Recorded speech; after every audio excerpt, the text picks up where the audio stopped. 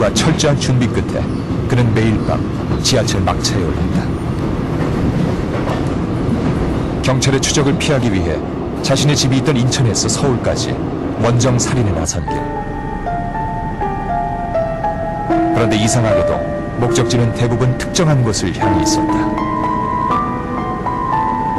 바로 서울 서남부 지역의 중심이라 할 수 있는 구로나 신도림 아니면 영등포역. 무려 1000만 명이 살아가는 이 넓은 도시에서 그는 왜 하필 서울 서남부 지역만을 노린 것일까? 그 답을 찾기 위해 만난 사람은 한국형사정책연구원의 박형민 박사.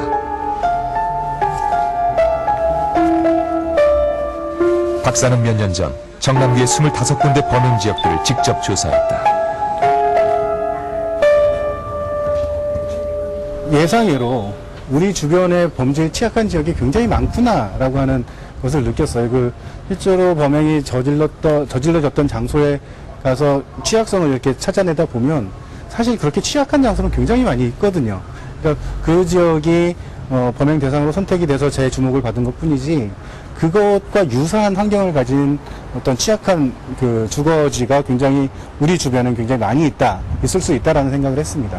두 사람 다니기가 예. 작업을 좀 막다른 길이 아니죠? 예, 막다른 길처럼 보이지만 되게 좁은 길이 계속 연결되어 있습니다. 올라가 보시죠. 이런 식으로 연결해 굉장히 미로 같은 느낌이죠. 일단 여기는 길 같은 골목 같은 데 막혀 있네요. 완전히. 그러니까 여기 진짜 여기도 전에 왔을 때는 어느 정도 뚫려 있었던 것 같아요. 여기 굉장히 방치된 느낌.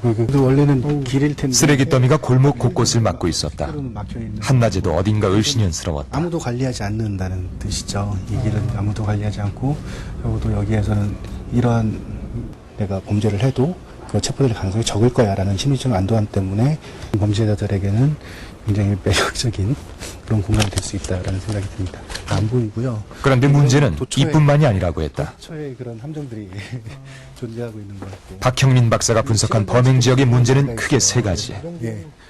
예. 그 첫 번째는 좁고 구불구불한 골목길이 미로처럼 이어져 있다는 것.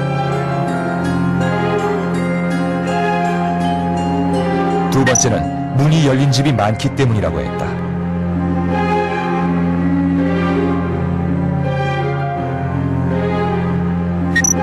하지만 너무나도 평범해 보이는 주택가의 이 풍경들이 연쇄 살인과 대체 무슨 연관이 있다는 것일까?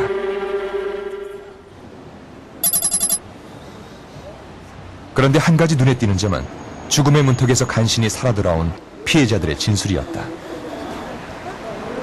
당시 18 여고생이었던 지선 씨는 할머니를 역까지 모셔다 드리고 돌아오던 길이었다.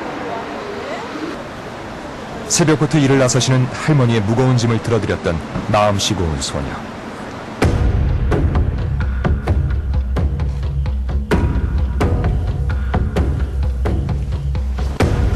그런데 골목길로 들어선 그때였다. 어디선가 갑자기 모르는 사람이 나타나서 저를 칼로 찔렀어요. 그 전에 이상한 느낌은 전혀 없었나요? 전혀 없었습니다.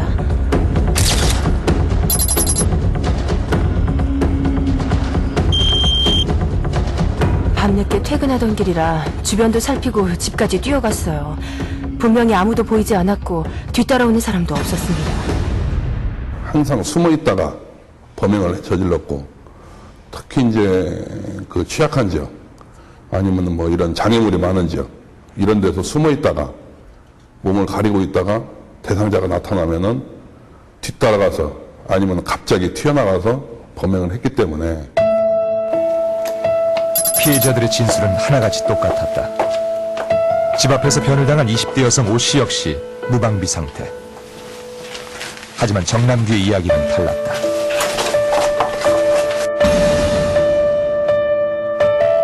그 여자는 아마 핸드폰 통화를 하고 있었던 걸로 기억이 납니다.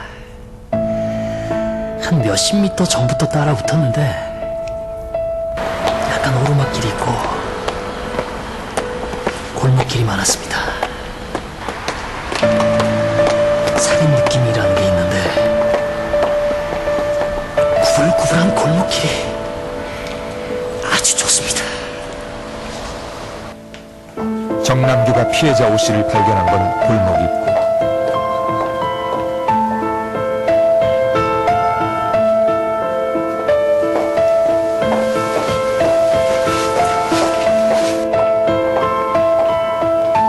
좁고 구부러진 골목이 만들어낸 사각지대와 어둠은 그의 편이었다.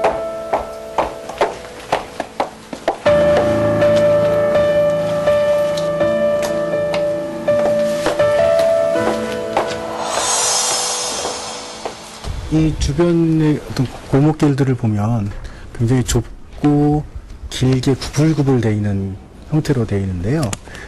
그리고 언덕길이고요. 그래서 이제 구부러진 길 같은 경우는 이게 조명이 있다 하더라도 그래서 그 조명이 비치한 사각지가 굉장히 많이 생기거든요. 가장 안전하고 편안해야 할 길이 연쇄 살인마의 덫이 되었다. 마치 죽음의 미로와도 같은 좁고 구불구불한 골목길. 어쩌면 바로 그 길이 정남규를 서울 서남부로 유혹한 것은 아니었을까. 그러나 마치 거미줄처럼 사방으로 펼쳐져 있는 이 길을 과연 어떻게 해야 하는 것일까?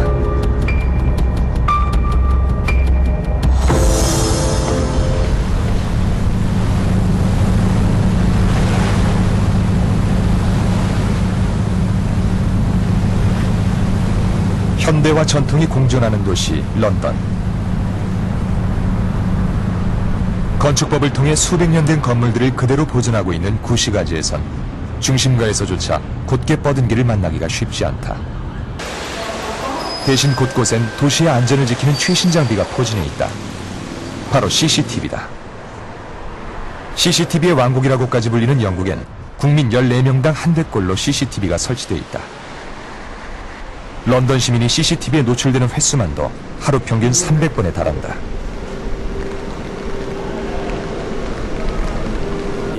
Well, if it makes safety for everybody, that's good.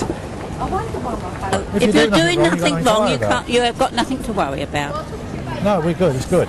It's not just for our protection, it's like for the little ones, like little one running about there. If you're in the market, you lose her for 2 seconds. It's a crazy world now. Your child can just get snatched. Where if there's CCTV, they don't just see the person snatch them. Each camera can follow exactly where that person is going, and you've got a better chance of catching them. 사생활 침해에 대한 거부감은 거의 느낄 수 없었다. 오히려 최근 논란이 되고 있는 건 대당 수천만 원을 호가하는 CCTV의 비용 대비 효과였다. 범죄 예방 예산의 80% 정도가 CCTV에 쓰이지만 효과가 그 정도로 크지는 않다는 것이 문제다.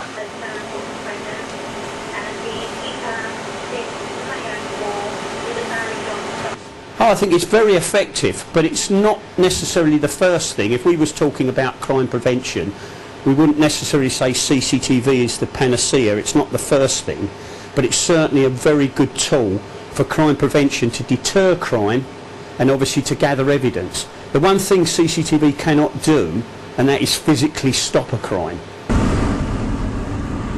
CCTV가 답이 아니라면 대체 무엇으로 범죄를 예방한다는 것일까? 찾아간 곳은 런던 북서부의 서민층 주거지역인 스톤브리지. 때마침 학교 수업이 끝난 듯 아이들이 놀이터로 달려가고 있었다. 장난꾸러기들의 표정은 무척이나 해맑았다. 하지만 불과 얼마 전만 해도 이런 모습은 상상